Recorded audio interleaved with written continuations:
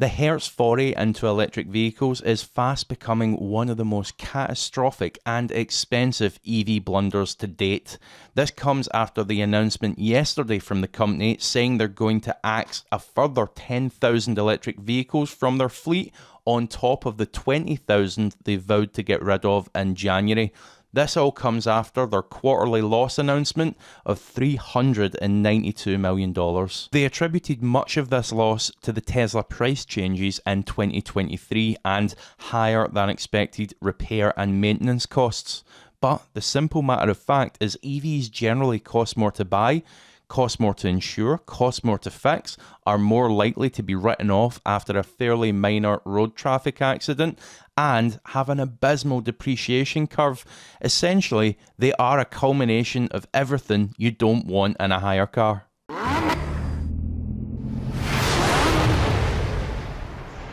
Welcome back to the channel, welcome back to another realistic look at electric vehicles. If you enjoy this type of content, please do hit that subscribe button, it'd be great to have you. Hit the like button, and as ever, let me know your thoughts in the comments section below. Okay, let's jump in with this. It really hasn't aged well, has it?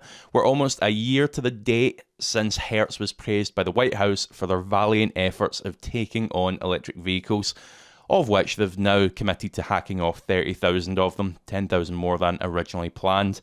But honestly, can you blame them when their profits are being absolutely devastated by the crippling depreciation costs? Let's jump into the article.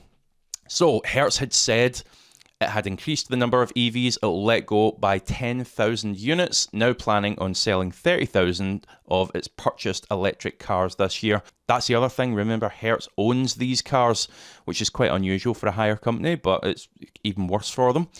In January, it said it would let go of 20,000 units after it felt the $245 million of incremental net depreciation on the value of its EV fleet.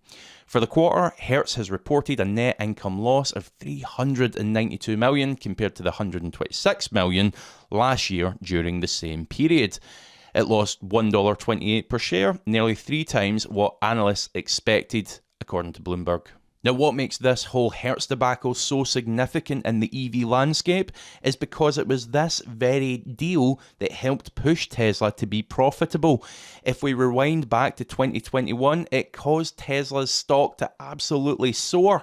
It threw fuel on the proverbial EV fire. You see what I did there? Sorry. The electrified dream was sold, and the late COVID social hype was real. I mean, get a load of this advert. Who doesn't want to drive an EV after watching this? Watch this before you rent an EV from Hertz. Just got on the Tesla, super excited. First thing I noticed, check out that touchscreen. It's an incredibly smooth and quiet ride, and the huge sunroof makes for a beautiful drive. When it was time to recharge, I located a charging station using Tesla's built-in navigation system. Easy. Woo, let's go! And before I knew it, I was home for the holidays, and officially a fan of EVs. Thanks, Hertz. Well, the practical and economical realities sure have come back to bite on this one. Virtue signalling and eco-PR responses are only going to go so far when the bottom line is being hurt. The sad reality is, if the depreciation curve wasn't horrendous, if they didn't cost more to buy, if they didn't cost more to insure, if they didn't cost more to fix, Hertz would be doubling down on its investment and not pulling the plug. It serves as a fitting warning for any organisation, fleet operator, or even individual who's thinking about taking the plunge. And unfortunately, due to the incessant government push on electric vehicles, common sense isn't likely to prevail in this circumstance. So, if like me, you're going to be buying used petrol or diesel cars for some time to come, here's a handy service for you. Usevehiclescore.co.uk to check out any used vehicle. They even do EVs as well. It'll give you the good and bad points about any given car for totally free. I'm going to drop a 15% HPI discount voucher in the description below, so you've no excuse. Go off and find yourself a good car. But for now, thank you so much for watching. I'll see you for the next one.